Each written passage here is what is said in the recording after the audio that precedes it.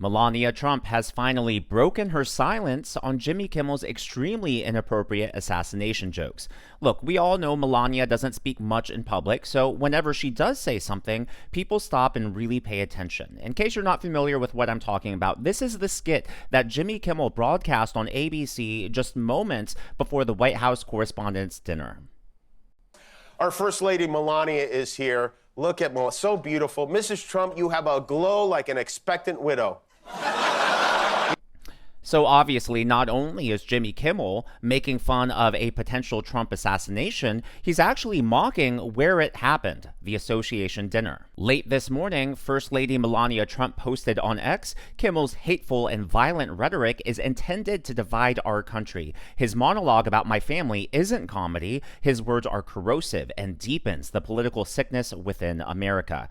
People like Kimmel shouldn't have the opportunity to enter our homes each evening to spread hate. A coward, Kimmel hides behind ABC because he knows the network will keep running cover to protect him. Enough is enough. It's time for ABC to take a stand. How many times will ABC's leadership enable Kimmel's atrocious behavior at the expense of our community? Now, as if it's not bad enough that Kimmel was talking about President Trump's assassination, he went on to demonize other members of the administration. And we also know, thanks to the shooter's manifesto, that he wasn't just targeting President Trump, but everyone in the administration who was also there, from Vice President JD Vance to Scott Bessent. The list goes on. So it was really eye-opening that Jimmy Kimmel's skit even included this.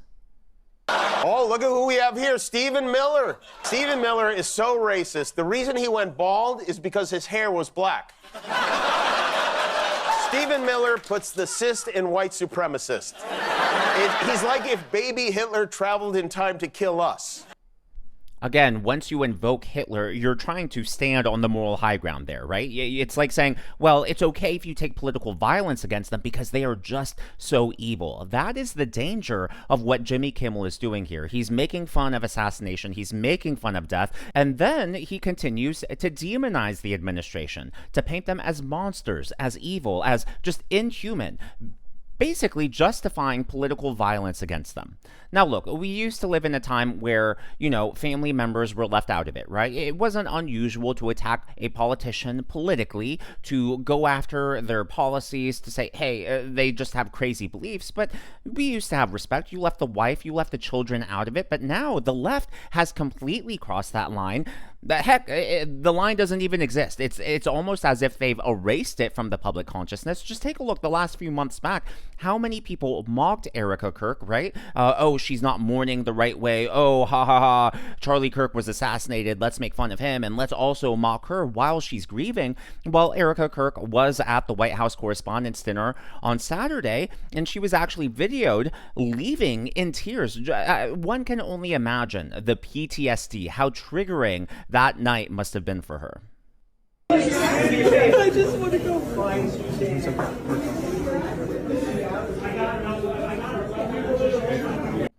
For those of you who couldn't understand or make it out, she's just crying and she's saying, I just want to go home. And so, my heart breaks for her. That's just terrible for her to have seen her husband die because of political violence and then to be in an event where it was attempted. Thank goodness it wasn't much worse. Thank goodness Secret Service was able to stop this vile guy.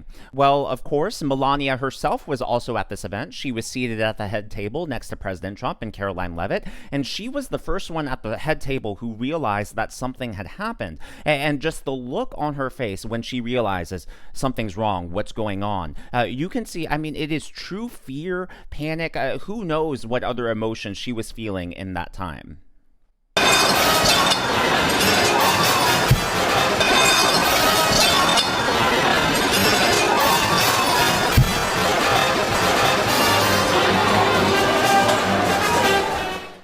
It is well known that she's very concerned for President Trump's safety as well as Barron Trump's. She's spoken out about that, and many leaks have come out talking about how security is one of her top concerns. And so you definitely saw the panic there. Just on a human level, again, makes me even more mad for her, more mad for the administration and everyone involved, that people like Jimmy Kimmel can just flippantly make these assassination jokes. He's joking, oh, she looks like glowing, right? Like she would be happy that her husband would be killed. Can you imagine if someone made a similar joke about Michelle Obama? Oh, she looks glowing tonight. She looks glowing because she's an expectant widow. People would have lost their minds if any comedian on the right side of the aisle said that about Michelle Obama. I mean, we saw they lost their minds over the Lion King meme that President Trump didn't even make, right? It was a reel that auto-played, and unfortunately, it was included at the tail end of a different post he was sharing. But the left, they lost their minds. It was the news cycle for almost an entire week how inappropriate that Lion King joke was. Not to mention the fact that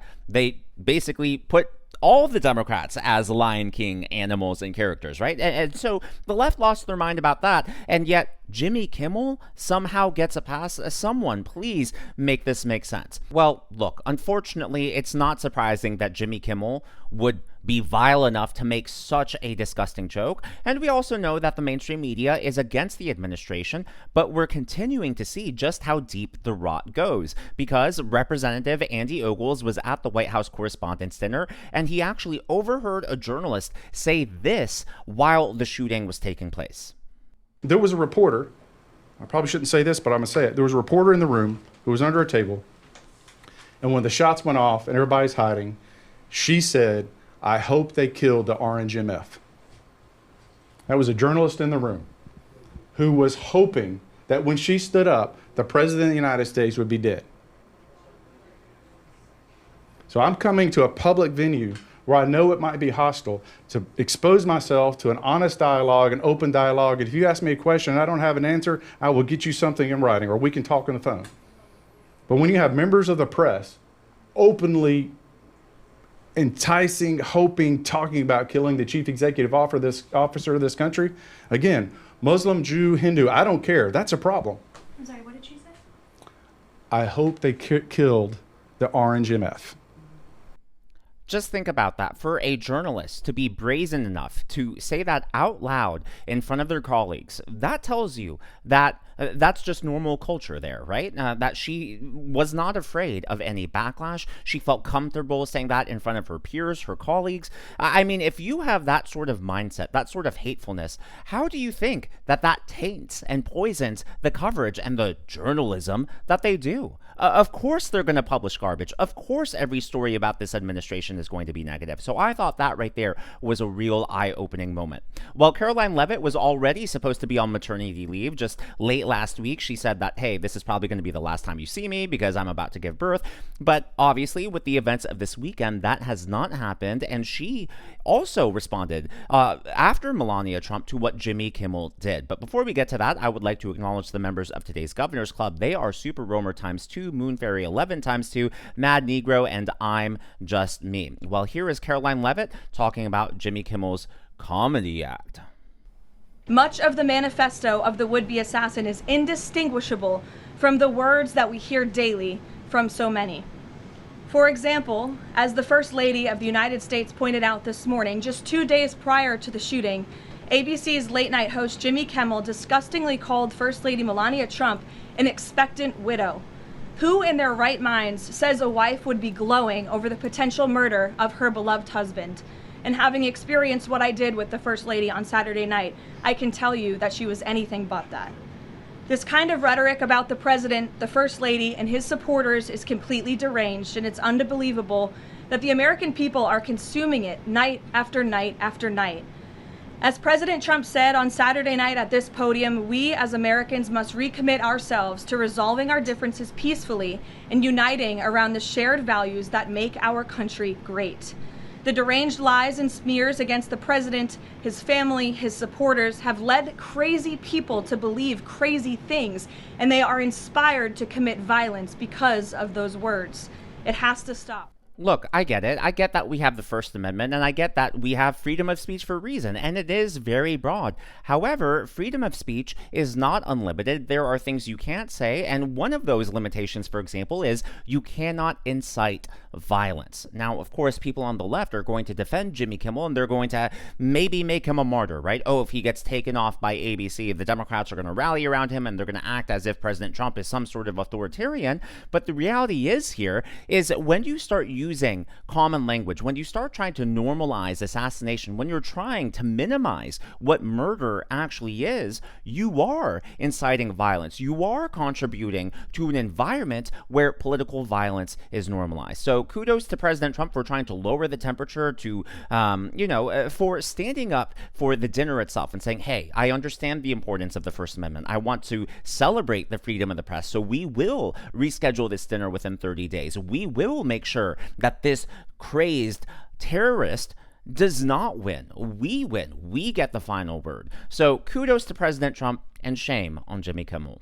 As always, though, all of this is just my analysis and commentary. That's what's happening in the world of politics from my point of view, and I would love to hear from you. So we have the First Amendment, and we have Jimmy Kimmel. What do you think? Has Jimmy Kimmel crossed that line, or do you think that what he's doing is protected as free speech? Contentious debate potentially, but let me know your thoughts and why down in the comments below. If you haven't already, please be sure to leave me a thumbs up. I know it's a simple thing to ask for, but it really does help me reach more viewers like you in the algorithm. Be sure to smash that subscribe button and to check out one of these videos.